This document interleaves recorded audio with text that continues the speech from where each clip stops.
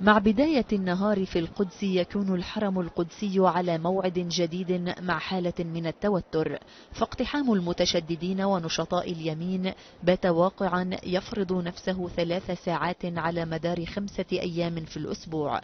عند المدخل المؤدي إلى باب المغاربة مجموعة من نشطاء حزب الليكود الذي يتزعمه رئيس الوزراء الإسرائيلي، وهم يستعدون لما يسمونه زيارة باحات الحرم، حيث يعتقدون أن لهم حقا في تخصيص أوقات محددة ومواقع لزيارة ما كان يوما جبل الهيكل.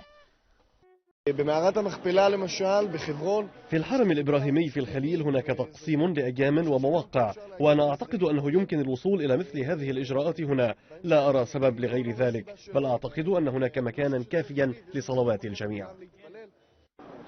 داخل الحرم توتر دائم خلال اقتحام نشطاء اليمين.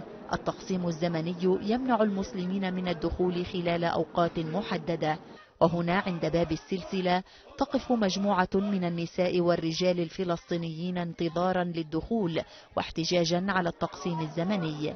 من وقت لآخر يتصادم الفلسطينيون مع المتشددين وأفراد الشرطة الذين يفرضون قيودا على حركتهم. حقيقة في الأيام الأخيرة ترسخ سلطات الاحتلال سيطرتها ومحاولة تقسيم أو حتى تقسيم المسجد الأقصى زمنيا والآن مكانيا، ولكنه مؤقت في سبيل إفراغ هذا المسجد من المسلمين ومن المصلين والمرابطين، وإتاحة الفرصة أمام غلاة المتطرفين ليقوموا بطقوسهم الدينية واستباحة المسجد الأقصى المبارك. مع انتهاء الساعات التي تخصصها السلطات الإسرائيلية لاقتحام الحرم وخروج آخر مجموعة من المتشددين عبر باب السلسلة، تغلق الشرطة باب المغاربة من جديد بانتظار يوم آخر من يوميات المسجد الأقصى.